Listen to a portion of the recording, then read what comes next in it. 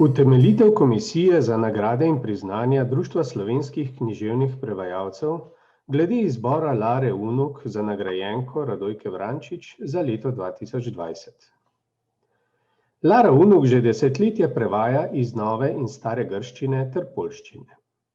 Po številnih revijalnih objavah, za katere je že prejela nekaj priznanj, sta najprej izšla njena književna prevoda iz poljščine, v zadnjih 2 letih pa se je posvečala predvsem sodobni novogrški književnosti in tako slovenskim bralcem omogočila vpogled v živo literaturo v jeziku, iz katerega pri nas prevajajo le redki. Svojim osebnim angažiranjem se trudi zapolniti pomembne bele lise v našem poznavanju te književnosti, ki jo je predstavila tudi s poglobljenimi spremnimi besedami. Nagrado Radojke Vrančič za mlado prevajalko je strokovna komisija Društva slovenskih književnih prevajalcev podeljuje za sklop prevodov 4 romanov, ki so izšli v letih 2019 in 2020. Roman Iliasa Venezisa, številka 31328, Knjiga suženjstva, je klasika grške literature, ki se opira na avtobiografske podatke in zgodovinska dejstva. Zaznamujejo ga realistični opisi, pri poustvarjanju katerih je nujno poznavanje kulturno-zgodovinskega in celo političnega ozadja. Po drugi strani v delu ne manjka poetičnih odlomkov, v katerih mora biti v prevodu pravi ton med subjektivnim privzdignjenim jezikom in tragiko konteksta, v prvoosebni pripovedi pa se v opisovanju trpljenja in nasilja kaže tudi ironičen odnos.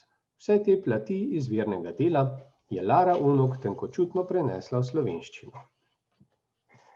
V prevodu romana Bog mi je priča Makisa Citasa je prevajalki uspelo ujeti različne plasti govora, s katerimi se poigrava avtor. Zmes sodobnega idioma, svetopisemskih citatov ter kvazi izobraženskega in birokratskega govora. Njegove lege segajo od rahlega cinizma in občasne ironije do vzvišenosti. Besedilo, ki vizionarsko podaja grško realnost tik pred veliko gospodarsko krizo, v slovenskem prevodu deluje živo in prepričljivo. Jezik romana Dendriti, Kalije Papadaki, spominja na tok zavesti, dolge stavke pa zaznamuje poetičnost, zaradi katere je v prevodu brez členjenja težko ohraniti razumljivost. Mladi prevajalki se je to posrečilo, ne da bi pri tem zanemarila lepoto in zven besedila. Tudi materialne podrobnosti življenja malih ljudi v ameriški provinci, ki so slovenskemu bralcu neznane, so prevedene natančno, hkrati pa spretno in brez odvečnih opomb. V prevodu romana Eksperiment ciprske pisateljice Mirzo Azinahronidi je Lara Unuk uspešno prenesla v slovenščino izvirno literarno obliko na meji med romanom in kratko prozo. Suvereno se je spoprijela s slokovno raznovrstnostjo, pri številnih aluzijah in bolj ali manj predelanih citatih iz evropskih literarnih del, antične mitološke tradicije in pravljic pa spretno izbrala pravo mero med že znano dikcijo obstoječega prevoda in inovativnostjo. Težav, na katere je naletela ob slovenjenju ciprske različice knjižne grščine, v jezikovno dodelanem prevodu ni čutiti. Delo Lare Unuk kaže, da prevajalka obvladuje različne jezikovne registre, temeljito pozna kulturno-zgodovinski okvir grške stvarnosti in ima pretanjen čut za estetske plati književnega ustvarjanja v izvirnem in ciljnem jeziku. Zato ji Komisija za nagrade in priznanja Društva slovenskih književnih prevajalcev podeljuje nagrado Radojke Vrančič za leto 2020. V imenu celotne komisije iskrene čestitke.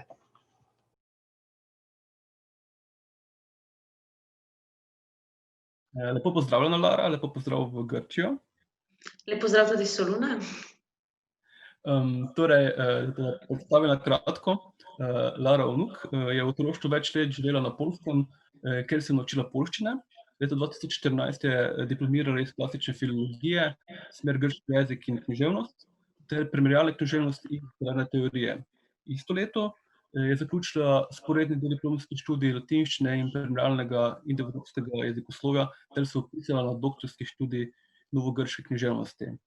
Za svoje številne prevode je prejela nagrade, tako na tečajih in letos nagrado Dojke Vrančič za mlado prevajalko.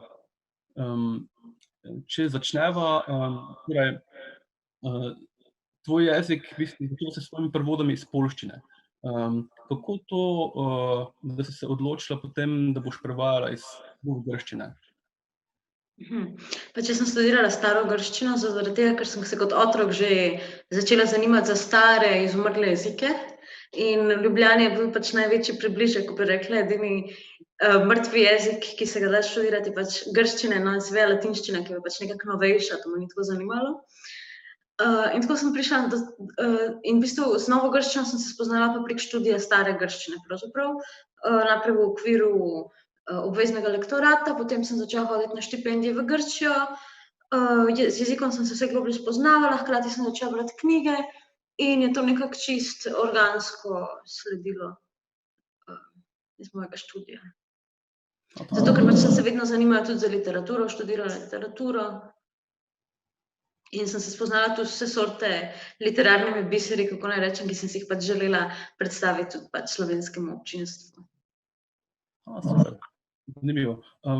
In ko dobiš v bistvu, oziroma kako, si sama izbereš, katero delo boš prevajala, ali to sugerirajo založbe, oziroma gre pač neki založniški program, ki si založbe same zastavijo, kako sama izbereš, oziroma kako to? Načeloma se dogaja pač oboje, s tem, da ker nova grška književnost, kot smo že rekli, ni tako zelo dobro poznana pri nas, sem večinoma jaz pač predlagala te knjige. In pri tem je bil pač kriterij čisto subjektiven pravzaprav, kaj je bilo meni všeč, kaj sem z veseljem brala in kaj se mi je zdelo vredno ponuditi. Seveda pa potem odločitev, bojo sprejeli predlog ali ne, pač v rokah založnikov in založbe. In ja. Jaz bi si izbrala super, zelo zanimive knjige, no. Ampak, če greva zdaj k samim prevodom, kakšen je tvoj proces pri prevajanju? Torej, najprej prebereš knjigo večkrat, nato raziskuješ njegovo kulturno, zgodovinsko ozadje, ali to počneš sproti, ko prevajaš? Nikoli knjige ne preberem pred začetkom prevajanja večkrat, zato ker se mi zdi, da bi si vse presenečenje pokvarila, kako naj rečem. Enkrat jo že preberem, da pač vem, za kaj gre, in sploh v primeru, če jo sama predstavljam. Sicer pa potem rajš druga, tretje branje, pa rajš vidim, da je že v okviru prevajanja, sicer bi se človek knjige naveličal, preden se sploh loti dela.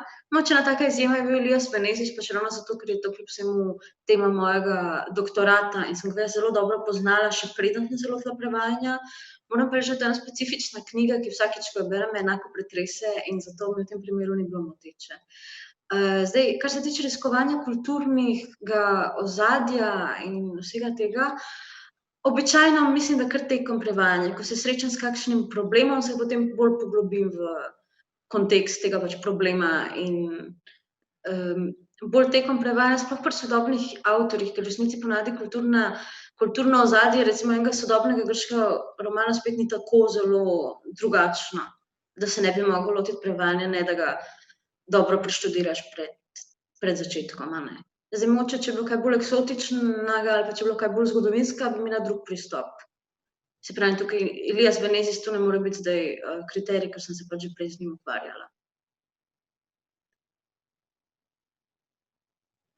Tako da, če si omenila Venezisa, delaš v bistvu doktorat iz tega avtorja. Kako si se odločila za njega? Čim te tako v bistvu prepriča, tako si dobil, no?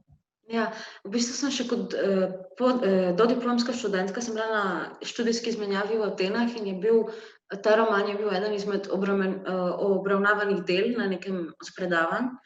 Takrat smo prebrali en odlomek in me pač ta odlomek, v bistvu se me zelo dotaknil in sem si pač poiskala knjigo pač in jo prebrala v celoti.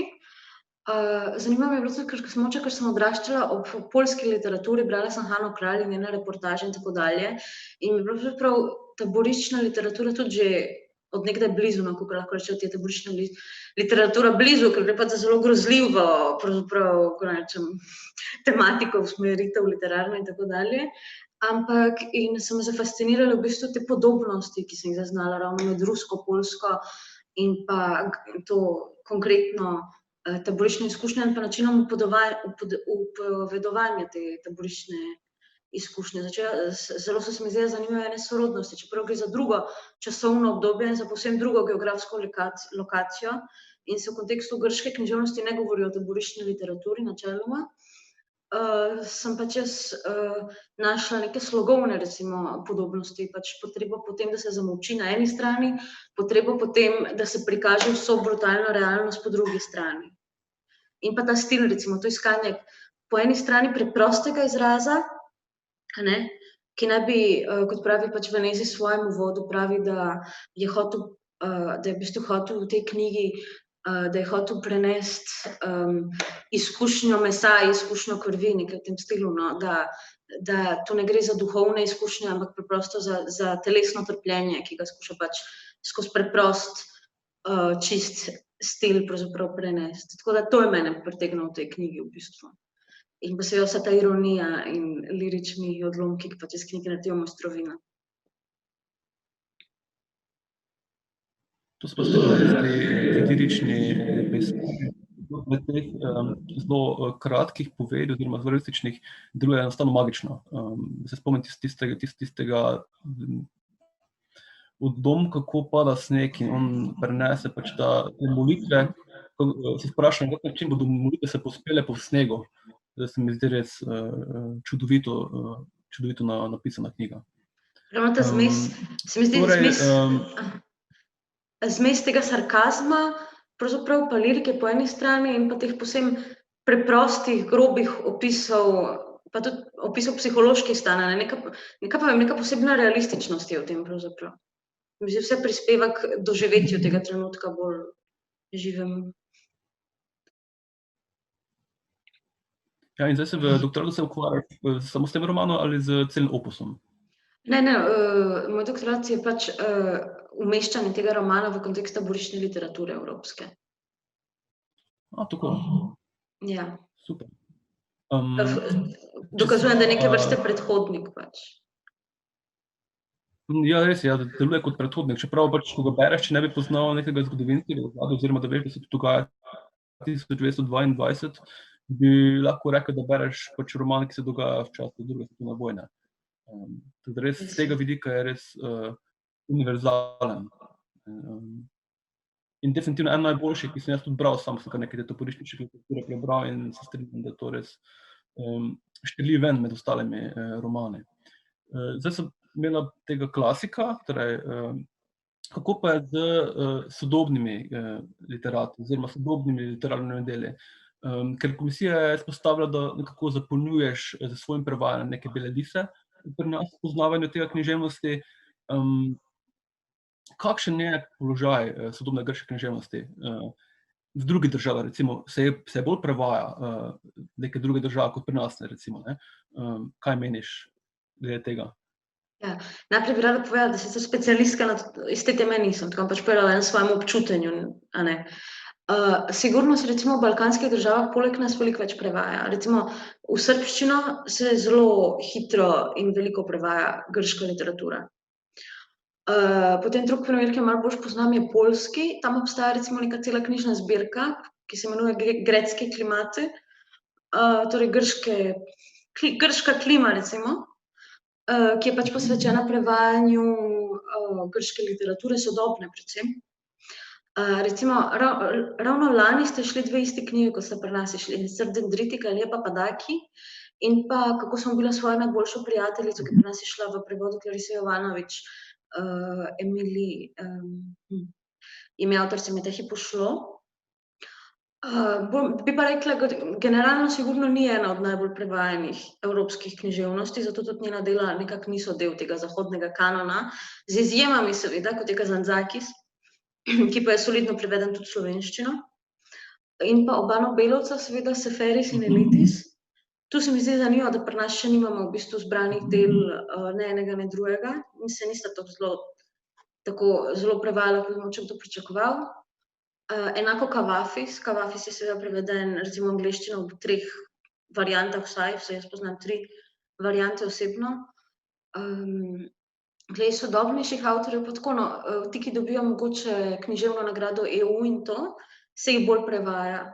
Recimo, ko so bile tiste zbirke EU roman in to se je tudi precej prevajalo vse jezike, ne, se tudi k nam, pri nas. Tako, no, ne vem, a sem kaj razsvetlila s tem odgovorom? Ja, se si, seveda, jaz poznam samo toliko bolj nemško področje, ampak tam, ker imajo veliko grške priseljence, zelo drugače, kar je odvisno od tega, da res potem ti priseljenci potem verjetno odprejo trg, da se toliko več prevaja, pač nekaj književnosti, ne. Tako da ja, zelo zanimiv vid. Zdaj si sicer naštela samo večino prozna dela, le nekaj pesnikov, ampak bi vseeno vprašal, česa se več prevaja, poezija ali proza? V grškem primeru? V grškem primeru, ja. Svetovno ali v Sloveniji ali oboje? Pač svetovne mere, kot sem rekla, verjetno več poezija mogoče, zato ker pač imajo 2 Nobelovca, a ne? In pa seveda Kavafisa, ki je pač svetovni fenomen. Tako v tem primeru bi si upala reči to, in pa seveda potem pa mi sigurno pa sledi tudi Kazantzakis, ki je pa zaslovel nič drugega zaradi filma. Pa mogoče kakšni sodobnejši romani, da so vseeno tudi, mislim, da sodobne literature bi pa rekla, da verjetno bolj romani, ker pač povsod publika mogoče bolj išče romane. To je res, dejansko res v vseh književnostih pač prednjači roman, enostavno je to najbolj zaželena literarna vrsta. Če pa pogledaš tako na sodobno grško književnost, kaj tam prednjači? V kontekstu poezije in proze oboje izhaja, sigurno. Spet bi rekla, da verjetno proza, ravno zaradi tega, ker pač tudi bralstvo je bolj orientirano na prozo. Zdaj zlahka mislim, če govorimo recimo o kakih kultnih avtorjih, mi lažje padejo na pamet razna imena prozaistk predvsem, kot je recimo Maro Duka, ki ima zelo posebno pozicijo v grški literaturi, ker v bistvu ne gre za pogrošno literaturo, ampak vseeno ima velike, ogromne kroge bralcev, zvestih bralcev, gre pa za starejšo žensko, ki je strašno, mislim, ogromno piše, skoraj vsako drugo leto bi lahko človek rekel, izide kak roman. In sicer piše, njene knjige pa pač vedno imajo neke zgodovinske motive, kar je tudi sicer dokaj značilno pravzaprav za sodobno grško prozo, bi rekla, precej vpletanja zgodovinskih motivov, ampak predvsem z tega političnega stališča. Ker tu obstaja neka tradicionalna politična delitev še nekako, ne vem, obstajajo razne desne in leve stranke in tako dalje, neprekinjeno recimo komunistična, in mogoče ta politična zavest malo bolj živa, kako bi rekla, med bralci in med pisatelji. Tako da ja, neka taka politična in pa družbeno-kritična nota je kar prisotna, nasploh zdaj govorim v grški prozi, s kancem satire pogosto, po eni strani, po drugi strani pa mogoče zelo popularno je zdaj recimo mešanje elementov kriminalke v sicer beletristična dela. Zdaj kratke zgodbe se precej izdajajo tudi.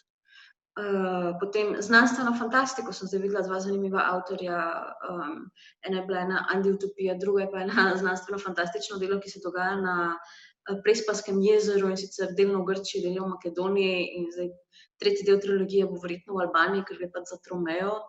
Zelo funkcionirajo žive v zavesti bralcev tudi nekateri kultni avtorji, recimo ravno lani sta umrli taki 2 pesnici, in sicer starejši, obe v 90. letu in kasneje. In sicer ena je bila Kiki Dimula, velika modernistična pesnica, in druga je bila Katerina Angelaki Ruk, ki sta imeli res status, kakršna mogoče pri nas samo Svetlana Makarovič od še živečih, kakršna je imel Danez Zajec, mogoče tudi višji, mislim, zdaj govorimo o načinu funkcioniranja v zavesti bralstva, mogoče tudi višji status, recimo o njuni smrti so časopisi poročali kot o nacionalni tragediji, kot o smrti kakšna politika skoraj. In Tako da tudi obstaja in tudi na recimo literarnih srečanjih, festivalih je ogromno občinstva po drugi strani. To pa res, jaz sem bil lani v Grčiji kot gost oziroma na literarni rezidenci in smo imeli literarni večer, tam je bilo 500 ljudi literarnega večera, to je nepredstavljivo, če se takega še nisem nikoli videl, no.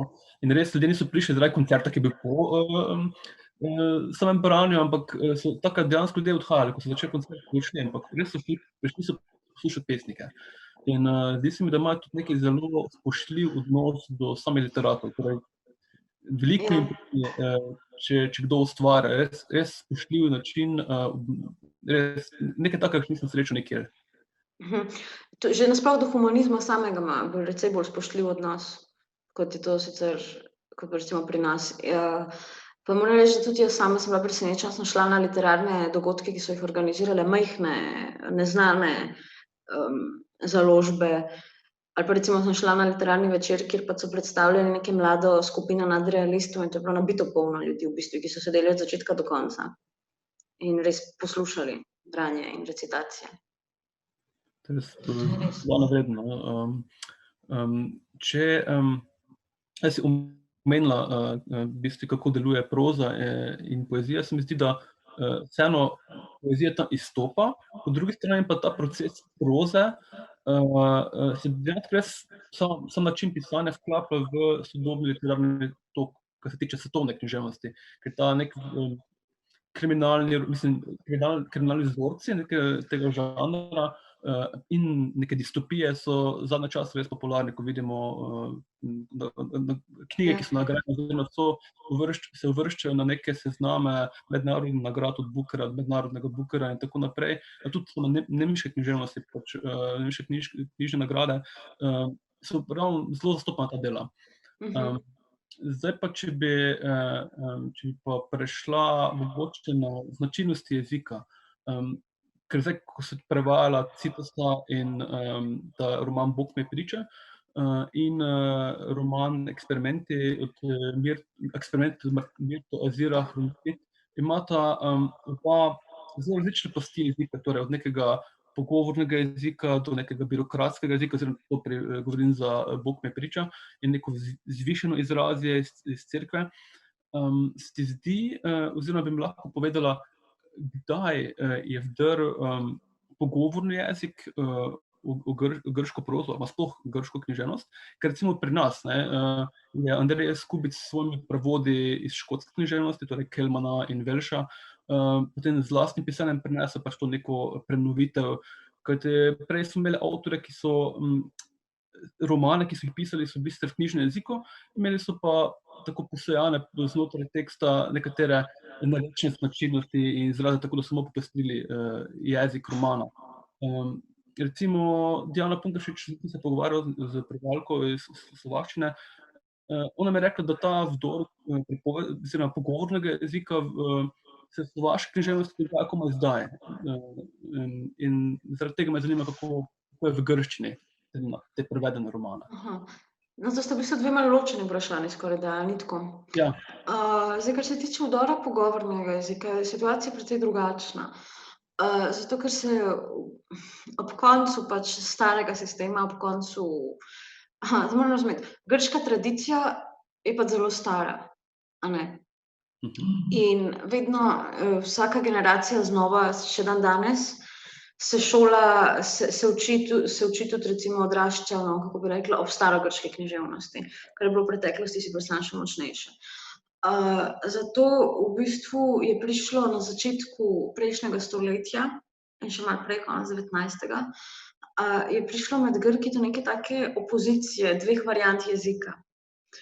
In sicer ena je bila katarebusa, ki je bil v bistvu napol umeten jezik, ki je pač izhajal iz starega, iz atiškega dialekta pravzaprav, kot so si ga postavili, oziroma iz helenistične grščine, in je ohranjal veliko zastarelih oblik, pa tudi recimo ustvarjal nove besede, ki naj bi zvenele bolj vzvišeno, bolj pravilno. Po drugi strani pa pač bila ta dimoteki, ljudski jezik, ki je bila govorjena grščina in seveda ta usmeritev, kot je sodobnega stališča verjetno precej samoumevno tudi prevladala. In zato so že avtorji, ki so se takrat odločili pisati Dimoteki, so že od začetka tudi neke elemente svojega govora vnašali, sploh, ker so recimo veliko kmečkih idil, neke vrste pisali na začetku, pravzaprav na razkolu 19. in 20. stoletja. Tako da je to samoumevno tudi neke jezikovne prvine za sabo potegnilo. Tako da ne bi rekla, da je ne bi rekla, obstaja nek vdor pogovornega jezika v grški literaturi, ki bi se šele zdaj dogajati, prej bi rekla, da to ni bilo nikoli tako zelo razmejeno in knjižni jezik je relativno blizu pogovornemu, mogoče bližje, kot je recimo jezik časopisov, sigurno bližje kot eklesiastični jezik in tako dalje. Zdaj, druga plat je pa ta razslojenost grškega jezika, je sama po sebi precejšnja, ravno mogoče zaradi te klasične izobrazbe po eni strani, potem zaradi cerkvenega govora, ki sledi kjer še vedno govorijo v bizantinski različici grščine, potem spet v časopisih recimo najdemo čisto neke druge registre jezika kot v književnosti. In seveda vsak avtor lahko iz tega svobodno črpa, vsaj delno izobražen Grk zna operirati s temi registri boljš mogoče kot povprečen Slovenec. Tako da ta razslojenost je nekaj samoumevnega. Po drugi strani pa ni takšne dialektalne raznolikosti, kakšna je pri nas, kar je v bistvu politična odločitev, seveda, zato ker govorci grščine še danes živijo ob obalah Črnega morja, recimo, in so tudi prihajali, vabili so jih, da pridejo v Grčijo, priseljenci iz Gruzije, recimo, priseljenci iz turških obal, ki so recimo kot Venezis prišli takrat ob izmenjavi ljudstev in recimo ob tem, ko so prihajali ti priseljenci, so zelo pazili, da so jih razselili, da jih niso naselili na en del Grčije, ampak so jih razselili naokrog. Enako so počeli tudi s slovansko govorečim življem ljudstvom, tle v okolici Soluna, recimo, so jih tudi razseljevali pod pretvezo, da gre za boj s komunizmom in tako dalje. Tako da je obstajala v bistvu neka tendenca utiševanja dialektov in govorov, ker po eni strani je bila Grčija nacionalno precej razgibana tvorba, kako bi rekla, kar je bila posledica tega Otomanskega imperija. In recimo tu še danes najdemo Grke, rojene v Grčiji, že več generacij živeči v Grčiji, ki pa v bistvu govorijo turško, se identificirajo kot grški Turki, ki govorijo recimo albansko, to so tako imenovani Arvaniti, ki niso sodobni priseljenci iz Albanije, ampak ljudje, ki že dolge generacije živijo v Grčiji, potem seveda razni slovanske, ki govorijo, in vse to v bistvu v šolskem sistemu ni priznavano in imajo ljudje celo resne probleme zaradi tega. Tako da formalno grščina skoraj da ne bi imela dialektov, oziroma ne bi imela enega, in to je zakonščina, ker ne bi vsaj sodobna grščina izvirala iz helenističnega dialekta, iz helenističnega govora, ampak zdaj, a je to drži ali ne, je verjetno bolj stvar jezikoslovja. To pa res je zelo zanimivo, ker je bolj res političen, močen političen vpliv na sam jezik, to je res zanimivo. Ampak če so že pri dialektu, si pri prevajanju romana Eksperiment, si se pa odločila, ker tam bi naj šlo za neke vrste dialekta, če se prav spomnim iz Cipra, si pri prevajanju ljudske pesmi uporabila prekmursko narečje. Kako to? Predtem rada bi opozorila, da bomo nesporazumeli, seveda gre za knjigo napisano v knjižni grščini. In dialektalne prvine so se pojavile samo v kakem stavku, dveh, pa v nekih razsejanih izrazih po knjigi. Kar se tiče dialekta, jaz pravzaprav ne poznam prekmurskega dialekta in sem to v bistvu najbližje so mi razni štajerski dialekti, zaradi sorodnikov. In sem se posvetovala ob tem stavku dveh z govorci Zdravskega polja, tako da načeloma naj bi to bil govor Zdravskega polja. Lahko se upada precej s prekmurskim dialektom. Mogoče bi bolj še videl. Ja, ker mislim, ta pesem, če bi Suza na kamen spadnula, bi naj bila prekmurska. o tej pesmi govoriva. Spomnim pa, mislim, da je bil Sem pa nekaj drugega v mislih, ja. Ja, jaz veš, kaj na tem zmes je bil en del, ko sem se jaz sam kot Prekmurec vprašal, ali je to prekmurščina, ko so bili neka poved je bila, dve, ker je zvenelo zelo prekmursko, po drugi strani pa mi ni bilo povsem prekmursko, pa sem se vprašal, če mogoče neka mešanica med prleščino in prekmurščino, ampak nisem bil povsem prepričan. Ja, naj bi bil govor Dravskega polja, to, o čemer govoriš. Za pesem sem se pa odločila verjetno, po svoje zato verjetno, ker če sem, v obeh primerih gre pač za prevod ciprskega narečja, a ne. Seveda zato nisem mogla zbrati dveh dialektov, ki bi bila zdaj diametralno si nasprotna. Mislim pa, da mi je tudi vsebinsko najbolj ustrezala ta pesem, tudi po tem kriteriju. Tako, se mi je zanimivo, da ta izbor je potem pravi zaradi tega kasneje, ko ta pesem je prej in potem prije ti se del z 1, 2, 3 povedi, ki so napisane, ki so pač, so mi zvenela nekoliko prekmursko, nisem pa zvenela povsem prekmursko, pa nisem več bil prepričan. Kaj si s tem naredila, no? Tako si izbrala, v bistvu podravski govor, ne, pač nekako ta... Pač dialekt je meni najbližje, zato ker osebno govorka nobenega dialekta nisem, ampak pač govorim to urbano ljubljanščino, no.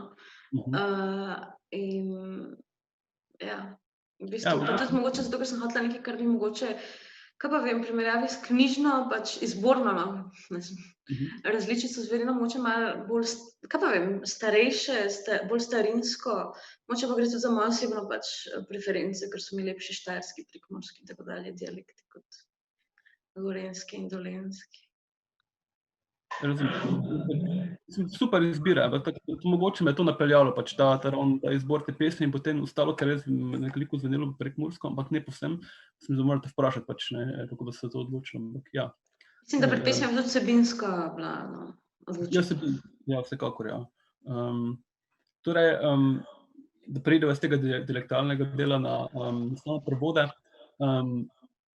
vsi štirje prevodi, za katere so bile nagrajene, so stilno zelo različni, raznoliki. Kateri slog ti je predstavljal največji prevajalski izziv? Te strani več dolge lirične povedi v romanu Dendreki, ta ekonomični, lakonični stil v številki 31.328, ali precizne, aluzivne in zelo kratke povedi v eksperimentu, ali pa morda naracija, ki je mešanica vulgarnega, pogovornega, birokratskega in cerkvenega izraza v Bog mi je priča. Jaz bi samo še pripomnila na začetku, da sploh je zanimivo, ker ti različni govori pravzaprav zrcalijo tudi različnost tematike in okolij, v teh romanih, a ne. Recimo Citas predstavlja neko mestno, velemestnega možakarja, kakorkoli že, nekega centralnega Grka v sodobnem svetu, potem eksperiment je pravzaprav eksperimentalna pripoved, napol simbolistična, napol jugovska, zato to se seveda odraža po moje tudi v tem na videz preprostem slogu. Potem Dendriti spet so kot neka filmska pripoved, se mi zdi, in po sceni, in po načinu pripovedi in glede na vsebino. In potem pa v Veneziji smo pa že omenili, pa pač išče ta svoj izkristalizirani slog, kratki, ki bi bil primeren za opovedovanje neopovedljivega. Največji izziv pri tem je bil gotovo Ilias Venezis, z več stališč. Prvič, kako bi rekla, nastal je v nekih zgodnjih fazah sodobne, če rečem sodobne literature, govorim recimo o 20. in 21. stoletju, zdaj v tem primeru, ko nekako neka pravila še niso bila dokončno izkristalizirana pač v grški literaturi, ker je takrat država bila šele v svoji dokončni obliki je šele nastajala in isto bi lahko rekli tudi za literaturo verjetno. Potem bil je govorec v bistvu z področja današnje Turčije. In čeprav je delo načeloma pisano v knjižni grščini, mogoče takrat to še ni bilo tako izkristalizirano, kaj to pravzaprav pomeni. In moram reči, da sem morala ogromno iskati nekih posebnih dialektalnih izrazov. To je bilo, ta del sigurno ni bil lahek, ker bi človek mislil, da obstajal kak priročnik, ne vem, za klasičnega avtorja ali pa ki tudi ni bil edin, ki iz tistih krajev prišel, ampak v bistvu ne, v bistvu sem po različnih priročnikih ponske grščine pač iskala različne besede, malo sem si starogrškim slovarjem lahko pomagala, zaradi pač, ker je pač malo starejši govor to bil. Potem različni ptiči nastopajo, različni predmeti starejšega kova, no, kako bi rekla. In pa seveda tudi ta njegov stil je včasih recimo sintaktično ne preveč natančen, mogoče celo napačen, kar je po moje njegov čisto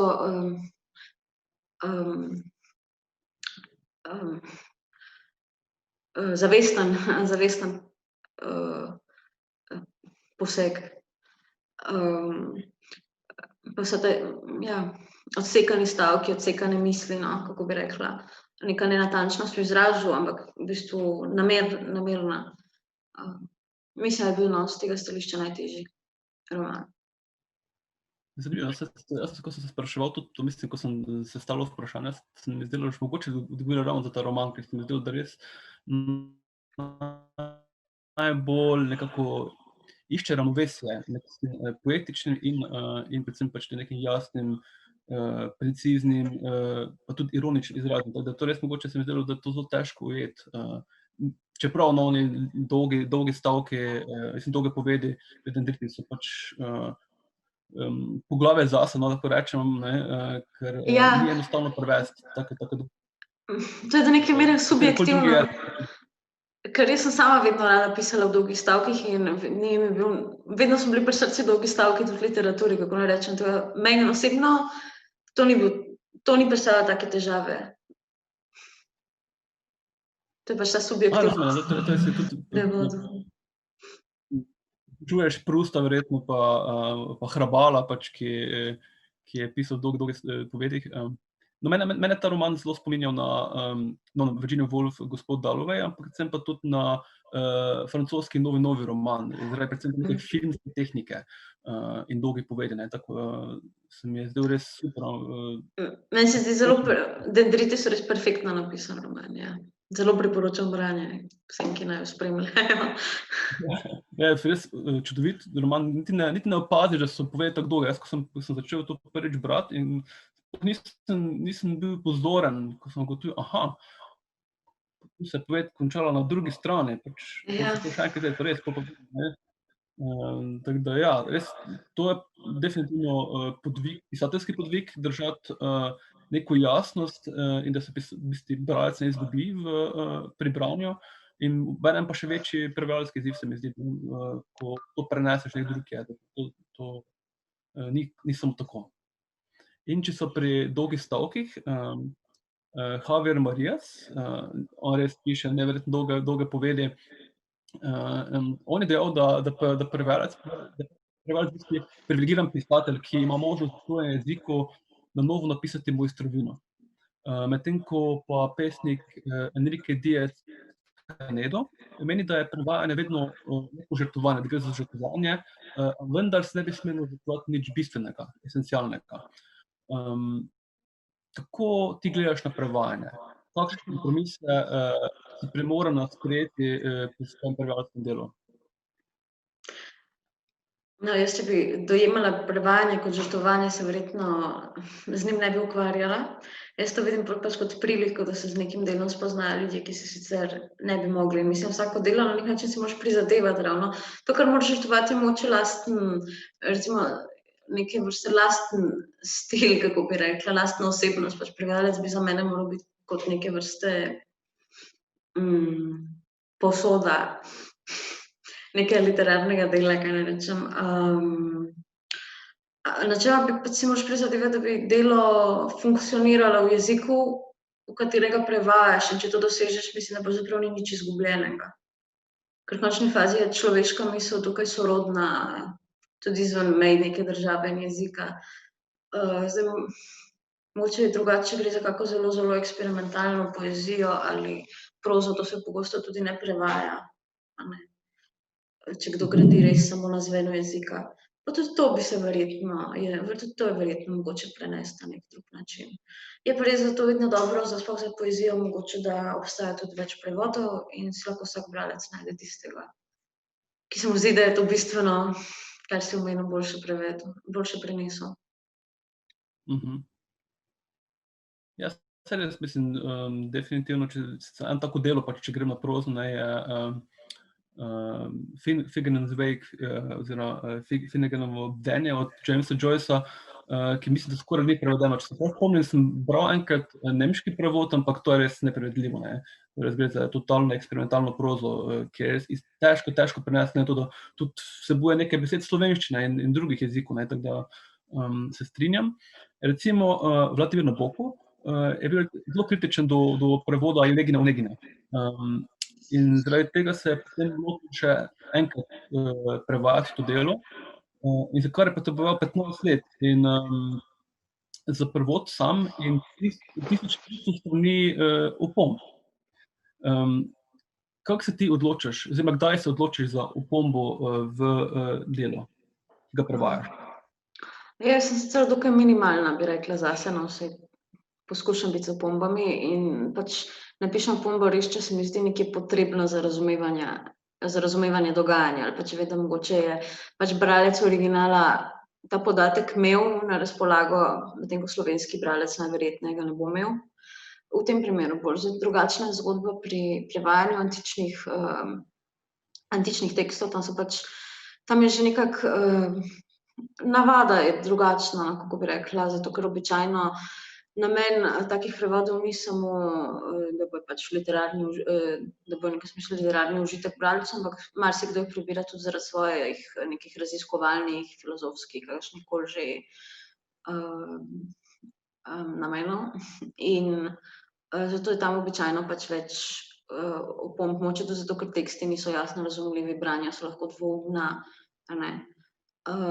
Lahko kak odlomek ohranja samo delno in potem pač vsak urednik po svoje dopolnjuje, vsak prevajalec po svoje dopolnjuje.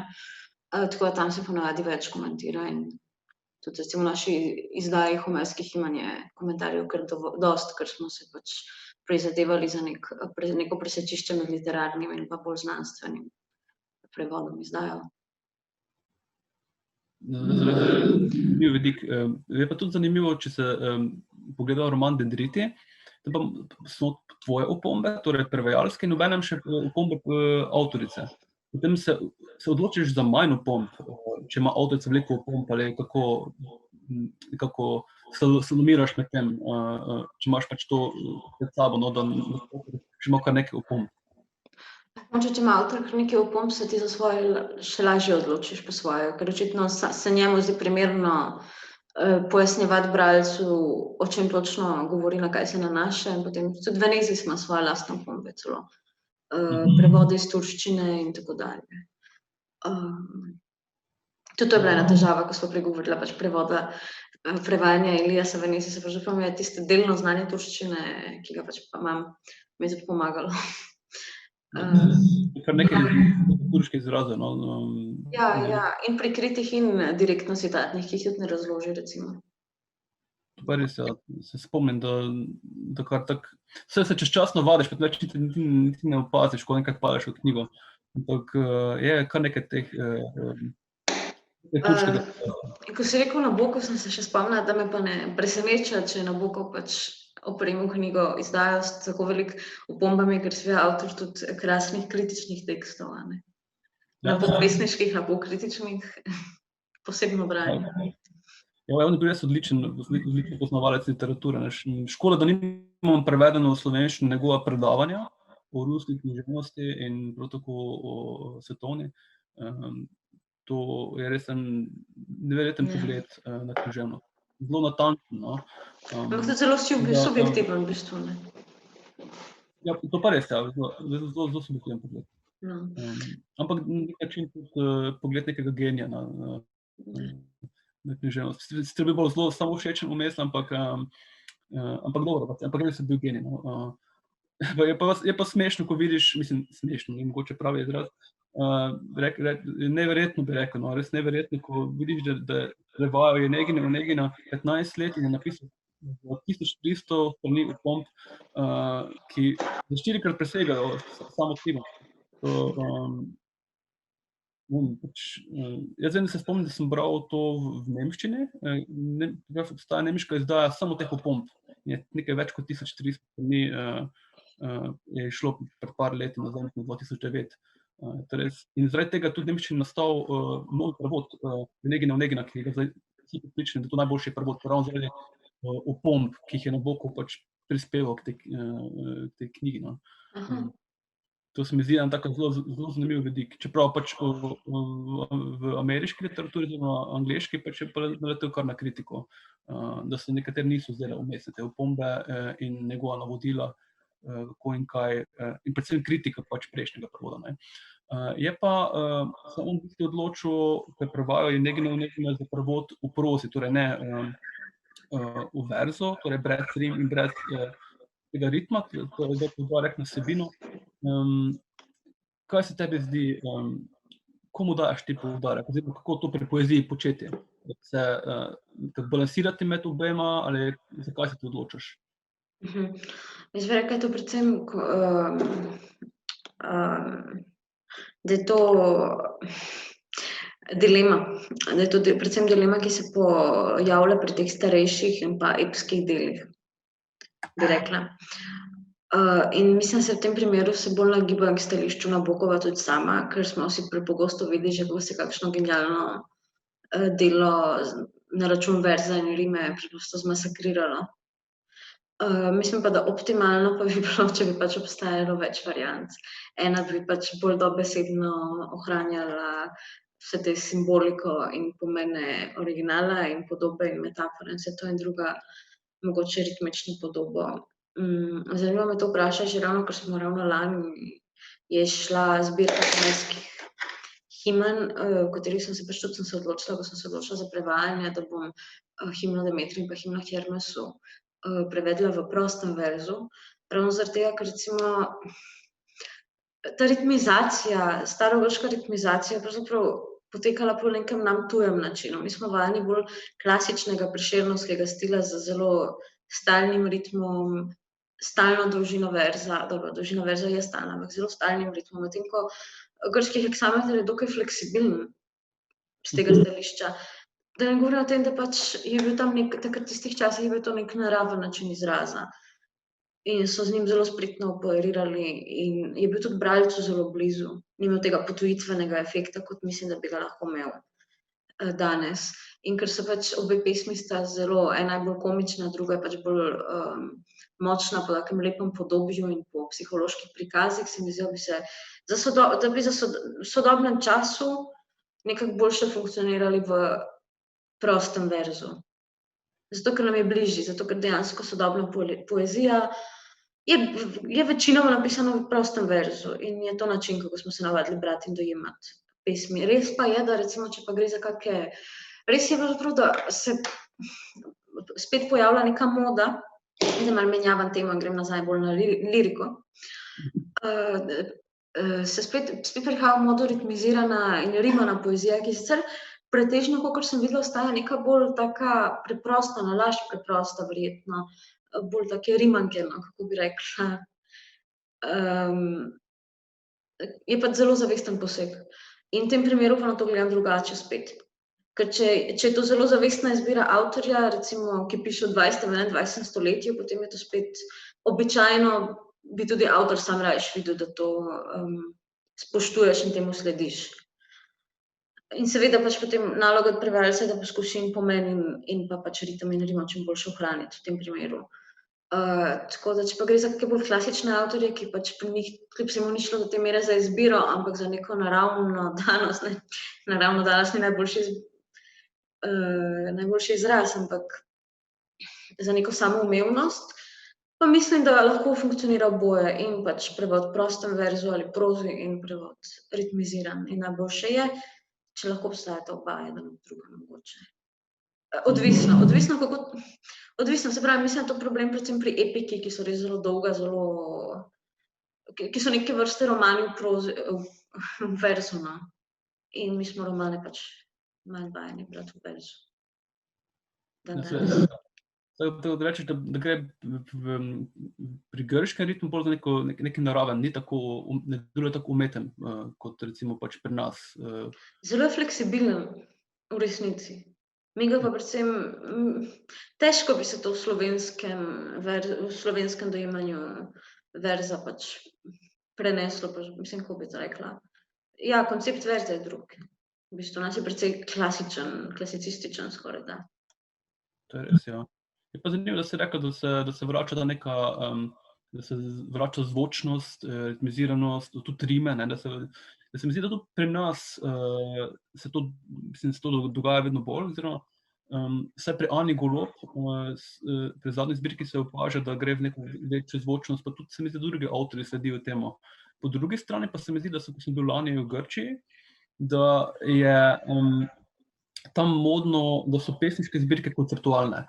Pri nas je tako, ni tako v modri, oziroma jaz se vem, ko sem sam napisal konceptualno zbirko in da je v slovenščini zelo malo, recimo Katja Gorečan, Milan Jetih, so še dva primera, in pa tam avtorji govorili, da res je to, da vsi pišejo tako. Ampak se govorimo v bistvu o najmlajših avtorjih, kljub vsemu. Ja, te mlajše generacije, ja. Mislim, ja, ne najmlajših, no, ampak zelo sveži poezije, recimo temu. Se pa strinjam s tem opažanjem, ja, je res. Ja. Če so pa že pri Grčiji, no, lani, ko sem bil tam na izmenjavi, sem potem brali prevode, ki so bili na mojih pesmi, 4 pesmi so prevedla takrat in prevedla grške avtorje v slovenščino. In moram reči, da je bil neverjeten odziv bralcev, pa drugih pesnikov, ki so prihajali, pa so predvsem navdušeni, predvsem nad pesmijo Eros in Thanatos, ki so prevedla, ker pač ima veliko besednih iger in so ves čas te hvalili, no. In tudi potem, ko sem se pogovarjal z avtorji Slovenije, ko so prišli na rezidenco, sem jih poprašal po prevodih, ko so debatirali, potem so bili izredno navdušeni. Tako da res te moram pohvaliti, no. Me veseli, če dobro funkcionira prevodi. Kateri pa sem si rekel, Eros in Thanatos? Eros in Thanatos, ja. Ko si prevedla tiste, jaz imam besedo rokovje, ki si pa prevedla in o tem se ves čas pogovarjam. Jaz ne poznam, ampak sem tudi razlagali pomene in kako dobro se zadela, ne. Da to je za njih zelo zanimiva novootvorenka, no. To je sicer pogosto odvisno tudi od jezika, mislim, samega, recimo v primeru rokovja. To ni bilo težko, zato ker recimo grška beseda za rok je kerato, za roko je heri in pač je nekako samo prišlo iz tega. Ampak dobro, moče se preveč v detajle, zdaj ta hip spuščam. Jaz sem to spostaviti, ker se mi je zdelo, da so bili tako navdušeni, da smo še nekateri smo še pisali po Facebooku, pač ne, kot dobra prevajalka, pa to je res super beseda in gor dol pač res, no, ampak zdaj, če so tudi malo zašla, kako je prevajati nekega avtorja, torej iz slovenščine, oziroma iz grščine v slovenščino in kakšen je ta proces obratno, torej iz slovenščine v grščino, torej kaj je težje, kako to gledaš na to? Tako rekla, sigurno mi je bližje prevajanje v slovenščino, ker kljub vsemu človek s svojim maternim jezikom pač nekako drugače rokuje in ima drug občutek za besede, za primernost besed, za drugačen besedni zaklad v končni fazi, tudi njegov bolj subjektiven odnos do jezika v končni fazi. Jaz sem zdaj v grščino najprej sem sodelovala pri zbirki, ki je izdala založba Vahikum. To je bila antologija slovenskih mladih slovenskih pesnikov, ki je pa sicer prevedena iz angleščine, edina izjema pa je bil pač Blaž Božič, ki sem ga prevajala jaz, ker je sam pri tem vztrajal. To je bil moj prvi poskus, potem sem pa sodelovala pri projektih Odisejevega zatočišča, kjer smo prevajali, kako je bilo s tem, pesniki iz hrvaške, grščine in slovenščine so se vsi prevajali vse 3 jezike, ne, jaz sem pač ta grško-slovenski del prevzela. Potem sem prevedla 2 zbirki v grščino, do zdaj, ena je bila, in sicer so bile precej različne, zato ker prva je šla letos sicer, ampak je bila narejena že zdavnaj. Je bila v bistvu zbirka 10 poljskih avtorjev, ki jih je zbrala pač neka Poljakinja. In je bilo v bistvu ni bilo dosti drugačen podvig kot prevajanja posamičnih pesmi, zato ker pač je šlo za različne avtorje, z različnimi slogi, z različnim načinom pisanja. Zanimivo je bilo to, da sem imela priliko prevesti v grščino nekatere avtorje, ki sem jih že prej prevajala v slovenščino, kot je Julija Fjodorčuk, Julija Bargelska, potem pa Jacek Delan, ki jo sicer nisem jaz prevajala, no, ampak je bil že prevajan v slovenščino. Zdaj, pri eni zbirki, to je pa pač tvoja zbirka, pri zbirki enega avtorja, hočem reči, je pa seveda razlika je ta, da mogoče bolj padeš v ta stil njegov, a ne. Sploh, ker ti pogosto besede in koncepte ponavljaš, recimo, in tam je pač treba potem paziti, da se bo vse ujemalo, da bo konceptualno enako. Sicer pa ja, razlika med prevajanjem slovenščine in grščine je pač ogromna in sicer gre za čas, ki je za to potreben in za delo, ki je za to potrebno, že prevajanje v tuji jezik pač zahteva ogromno preučevanja, ogromno preverjanja, ogromno brskanja po slovarjih, posvetovanja z naravnimi govorci. In je tudi mogoče bolj stresno v smislu, da človek težje oceni rezultat, a ne. Kako se to posvetuješ z naravnimi govorci, vprašaš, pač jih daš za prebrati, da potem vidijo, da teče. Ampak čisto fizično je precej več brskanja, iskanja dela v tem smislu. Časovno je zahtevnejše. Ja, to verjamem, ja. Sem se, kot je časno, da veš prenesti, da vseeno ni tako pač nek kulturni kod nekega avtora, prenesti drugi jezik je povsem drugačen in ima tudi neko drugačno ozadje, ne. Prevajalske tehnike so pa seveda enake, ne, pri prevajanju v lastni ali tuji jezik. Gre samo za to, koliko orodij imaš v bistvu na razpolago. Najverjetneje pač razmišljaš že, mislim, to si že toliko vpeto v jezik, da že razmišljaš o grščini in ni tako težko preklopiti. Potem, ko počneš pač v bistvu obratno, da greš iz slovenščine v grščino, ali ti mogoče da to pride do kakšne blokade, ne. Ali mogoče poljščina, ker te kdo vlada poljščino, pač to posvetuje. Poljsko znam zelo dobro, ampak zadnja leta se ukvarjam splošno predvsem pasivno, mislim, bom rekla. Ne vem, ker že dolgo nisem govorila z nikomer, ampak kar se tiče preklapljanja pred jeziki, ja, pride rado do blokad, ker se ti recimo mešajo besede, ne vem, govorim grško in se mi lahko prihajajo slovenske besede na misel ali obratno. Govorim slovensko in se domislim samo grške besede.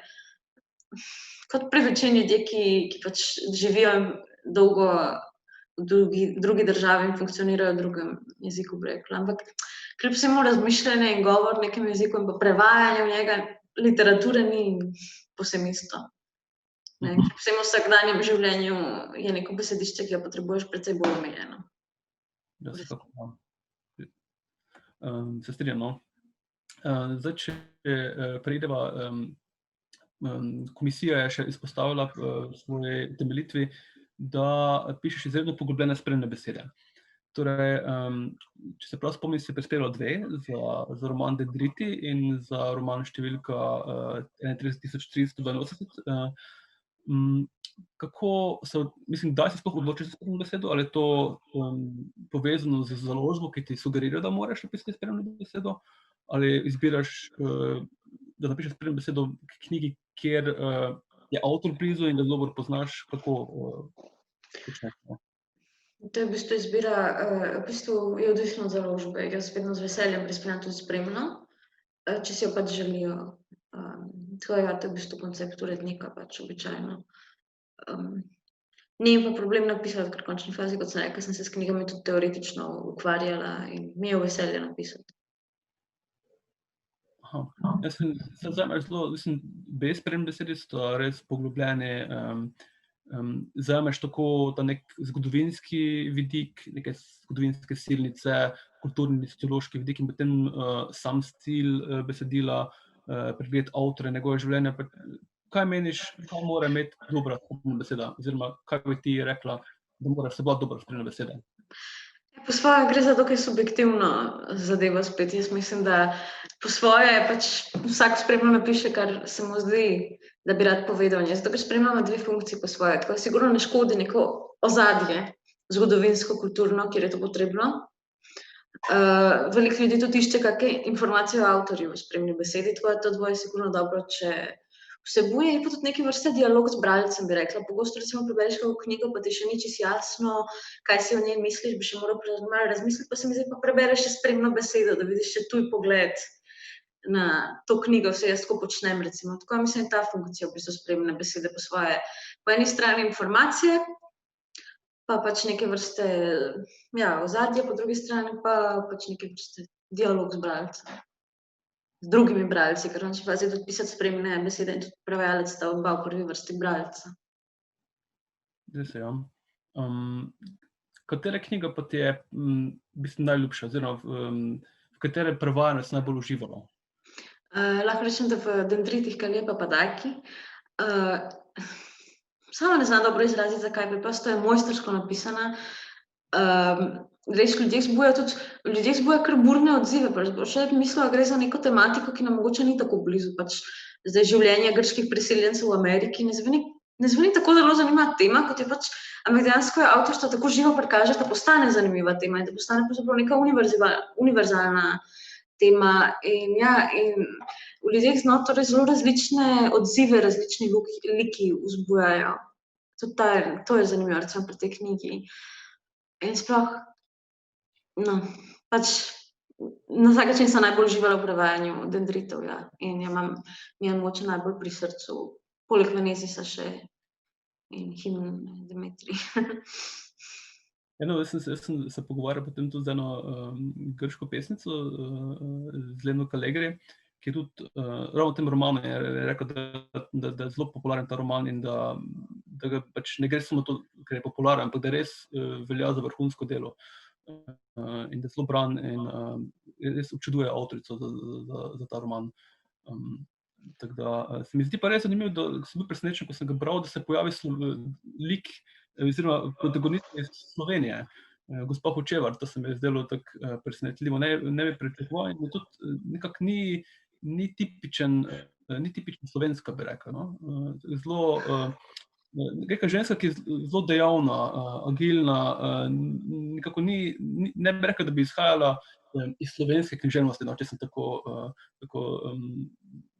lahkotno izrazim, pač čisto taki močen lik je, najbolj močen lik od vseh, tako se meni zdi. Ja, in tudi najmanj ambivalenten se mi zdi, da ga tudi avtorica zelo pozitivno prikazuje, za razliko od vseh ostalih, ki so vsi zelo ambivalentni, dvoumni liki. Ja, se strinja, gospa Hočevar je pač podoba močne ženske, ko bi rekla, nek kanček feminizma v tem romanu. Mislim, super like, čeprav ga nik dosti videti, ampak tako ona je edina, ki ohrani sebe kot osebo, pač ne popusti na nobene točki, in v bistvu tudi najbolj srečno konča. Ta vidik mi je bil zelo zanimiv, da na eni strani je zelo slovenska, po drugi strani pa presega upodobitve žensk v slovenski literaturi. To se mi je zdelo res en tak zanimiv vidik, pač dodatek, če že imaš pač prvot v tvoj jezik in da se pojavi lik iz tvoje države, tudi nek dodatek mogoče k slovenski književnosti, nek nov pogled na žensko v literaturi. Moram tudi reči, da me je bilo to čisto presenečenje, v bistvu, preden sem začela knjigo brati, nisem vedela o tem, da se v njej pojavlja Slovenka, Vse po svoje je logično, ker gre za neko ameriško mešano družbo, ampak po drugi strani pa, se strinja, je bilo fajn, da se je bilo lepo srečati z neko pozitivno upodobitvijo slovenske ženske, ki mogoče ni ravno trpinka, kakršnih smo vajeni, recimo.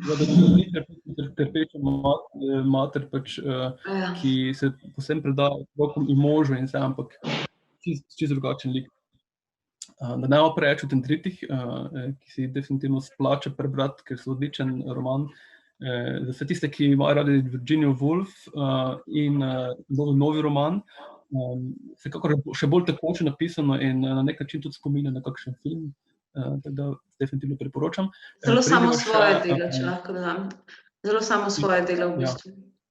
In tudi nekaj zelo liričnega in v izbiri naslova pač in potem tisti delčki na koncu pač z muzejem in z opisi snežink. In s to metaforo v bistvu so ljudje kot snežinke, ki se topijo, vsaka je drugačna. To je v bistvu... Ta zaključek z citatom iz muzeja Snežink res v bistvu doda še roman dodatno dimenzijo. Se strinjam. Res odlično prehaja med fokalizacijo pač različnih likov in v bistvu ne moti, da sicer govori podobne, ampak vseeno vzame dobro psihološko ozadje oziroma ustroj likov in čez čas enostavno padeš v njihove misli. In te kar to odnese, ker res pač te povedi se vlečejo, vlečejo ni pravi izraz, tečejo, so fluidne, tečejo čez tudi dve strani. In to bralec ne opazi. Torej, zdaj so se pogovarjala o dendritih, katere praviš tudi po najljubše delo in si uživala v prevajanju. Katero delo meniš, da bi še mogli iz novogrščine oziroma v bistvu prevesti, kaj manjka? Kaj se ti katero delo bilo res isto vrhunsko delo, ki bi še mogli jih prevesti, ker jih je dosti, ampak katero bi ti izpostavila? Če bi začela s poezijo, mislim, da bi morali nujno dobiti prevode Kikidi Mula, sodobne grške pesmice, ki je res nekaj izjemnega v svetovnem merilu. Predvidevam, da ni bolj znana kot je ravno zaradi, ker je pač Grkinja, ki je pa z obrobi evropske književnosti. Potem Kostasa Kariotakisa, spet enega od grških